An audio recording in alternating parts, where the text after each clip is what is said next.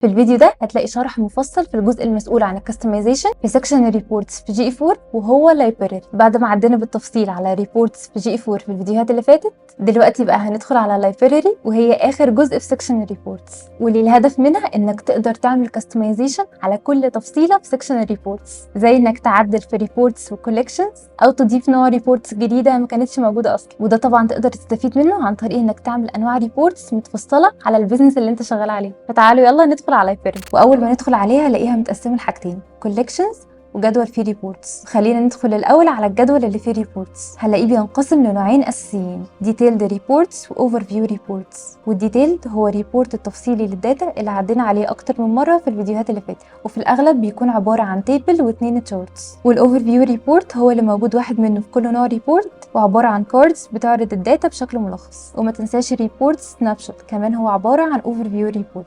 بس الجديد هنا انك ممكن تحول اي اوفر فيو من الاوفر فيو ريبورتس الموجوده جوه كل نوع ريبورت لريبورت سناب شوت عن طريق انك تضغط على الثلاث نقط دول وتدوس على سيت از ريبورت سناب شوت، وهتلاقيه ظهر على طول في السناب شوت ريبورتس. والجدول هنا متقسم ل7 كولومز. اول كولوم هو نوع ريبورت، اذا كان اوفر فيو او ديتيلد ريبورت، وزي ما واضح قدامنا ان دي علامه الديتيلد ودي علامه الاوفر فيو. بعد كده هتلاقي الاسم بتاع الريبورت والكرييتور اللي عمله في حاله ان هو كاستم ريبورت، واخر تعديل حصل عليه لو عملنا له اديت، والتمبلت بتاعته والكولكشن والديسكريبشن. المهم ان دي ريبورتس الاساسيه اللي ظاهره عندك في سيكشن الريبورتس، وزياده عليها ريبورتس جديده بناء على البيزنس اوبجكتيف اللي اخترته وانت بتعمل الاكونت. ونقدر نعدل على كل ريبورت موجود هنا من خلال الثلاث نقط دول، فممكن تختار انك تعدل او تعمل كوبي للريبورت او رينيم او تمسحه خالص من هنا. تعالى بقى نجرب نعدل على ديتيلد ريبورت، وليكن مثلا اليوزر اكوزيشن ريبورت. نضغط على الثلاث نقط دول، نختار اديت، هنلاقي ظهر الريبورت الاساسي وفي هنا سايد بار اسمها كاستمايز ريبورت متقسمه ل6 اجزاء. اول جزء ريبورت داتا، وده فيه الدايمنشنز والميتريكس بتاعت الريبورت. تاني جزء هو ريبورت فلتر، ده لو حابب اعمل فلتر للداتا بتاعتي بدايمنشن معين اقدر اعمله من هنا. وتالت جزء عندنا هو التشارتس. ورابع جزء اسم التمبلت بتاعت الريبورت. والخامس هو السامري كاردز، وفي الكاردز اللي ظاهره في الاوفر فيو ريبورت الخاصه بنوع الريبورت ده. وتعالى بقى نجرب نضيف دايمنشن للبيج تايتل. هنروح نضغط على الدايمنشنز وبعدين نضغط اد دايمنشن ونكتب في المربع ده بيج تايتل.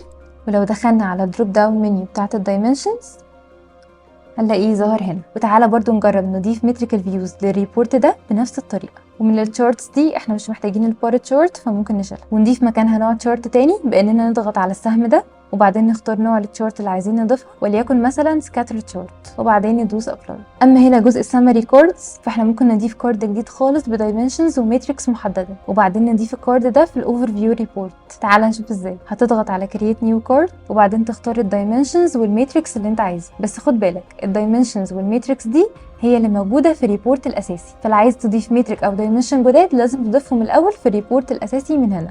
احنا كده كده لسه ضايفين دايمنشن البيج تايتل ومتريك الفيوز، فهنرجع للكارد ونضيفهم جواه. هنضغط على بلس ونختار الدايمنشن وبعدين نختار المتريك، ومن هنا هنختار نوع الفيجواليزيشن. هنلاقي عندنا 4 انواع وهم البار تشارت والباي تشارت واللاين تشارت والتيبل.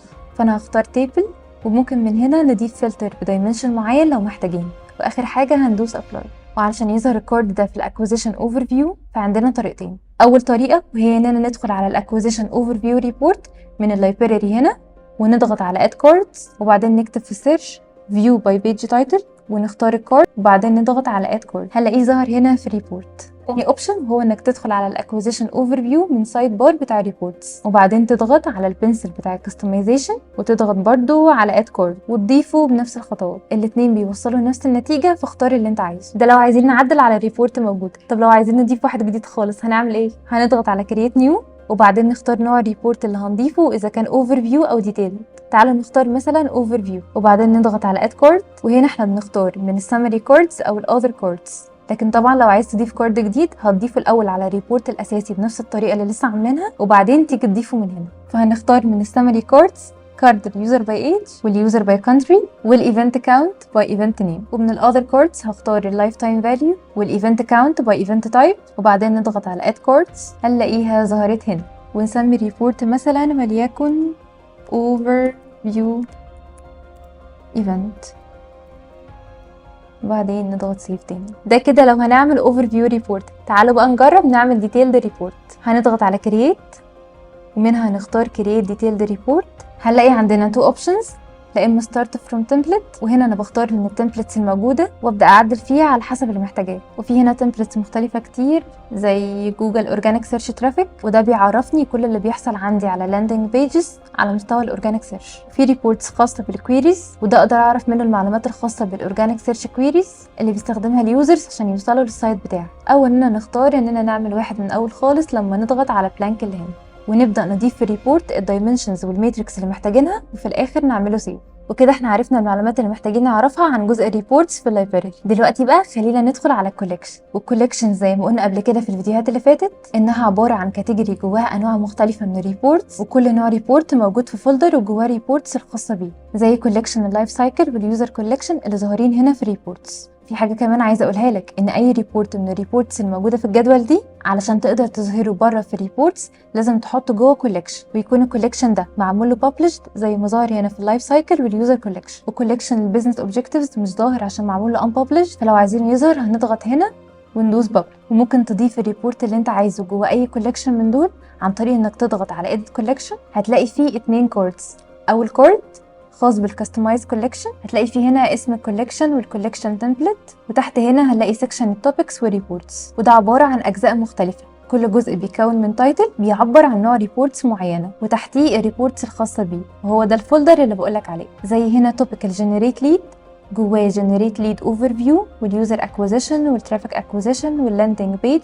والكارد التاني فيه ريبورتس كلها الموجوده في الجدول اللي بره ومتقسمه لاوفر فيو وديتيلد. ومن هنا بقى يبتدي اللعب، لانك تقدر تمسح اي حاجه انت مش محتاجها في الكارد بتاع الكستمايزيشن اللي هنا، سواء كان فولدر كامل او ريبورت معين. وتقدر تضيف الريبورت اللي انت محتاجه جوه اي فولدر من دول عن طريق انك تعمل دراج اند دروب للريبورت، او تضيف فولدر جديد جواه نوع ريبورتس معينه من كرييت نيو توب، ونكتب اسم التوبيك وليكن مثلا كونفرجنس، وبعدين ندوس ابلاي ونبتدي نضيف الاوفر فيو والديتيلد ريبورتس من الكارد التاني. فتعالوا نضيف مثلا هنا المونيتايزيشن اوفر فيو، وبعدين من الديتيلد ريبورتس هنضيف الكونفرجنس، وبعدين نضغط سيف.